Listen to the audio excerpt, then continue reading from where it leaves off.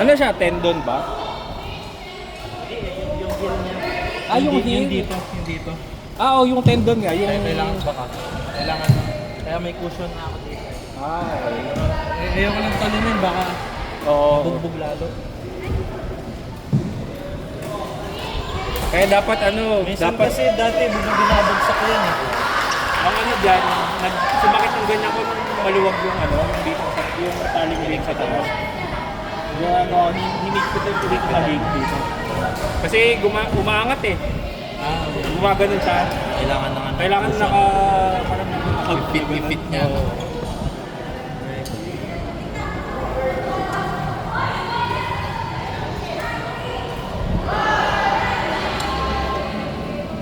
Kasi makapag-enjoy pag hindi binabangat. Pag naman katapos, o kaya the day after, parang nagsisisi ka.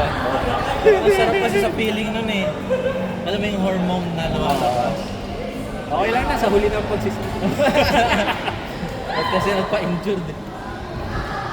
May workshop kami bukas ulit ng cyber. Dami ng workshop na.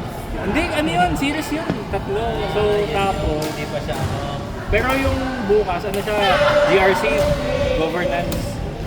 Governance, Regulation, tsaka Compliance. So, in short, boring siya na lecture. Security? Oo, security. Kasi yung yung mga may workshop kasi activity eh, yung unang dalawa. Pag theoretical na ganyan, medyo antokin yung mga Hindi kasi kasama talaga yun eh. Ano ba yung pwede mong pa-hands-on na pag-security? Pen test. Yun yung ginawa namin ng first pen test. Tapos yung pangalawa. Kailangan talagang may yung technical skill. Muna. Baka may series of instruction na install this. May gawa ganun. Pero siyempre may boring part talaga yun. Meron talaga. Tapos, ang dami pa nung nag-attend, almost 16. Tapos, ano kayo ina-expect nila sa doon, sa activity na kaya baka ina-expect nila hands-on Pero nilagay naman namin doon sa event details. I-explain mo yung SHA, gano'n, yung hash, Yung last time WPA, yung web, ganyan, may WAP. Hindi, tapos na kami doon eh. Yung ngayon talaga, as in yung compliance, yung mga batas, mga policies. Wala, boring talaga yun.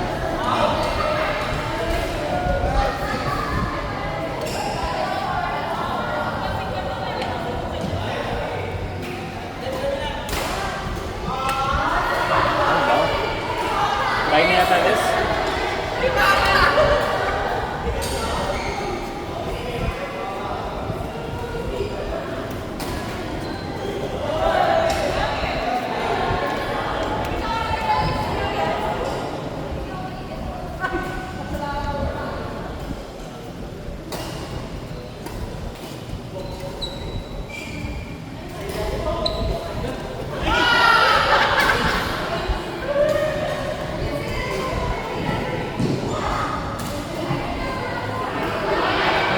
Po muna.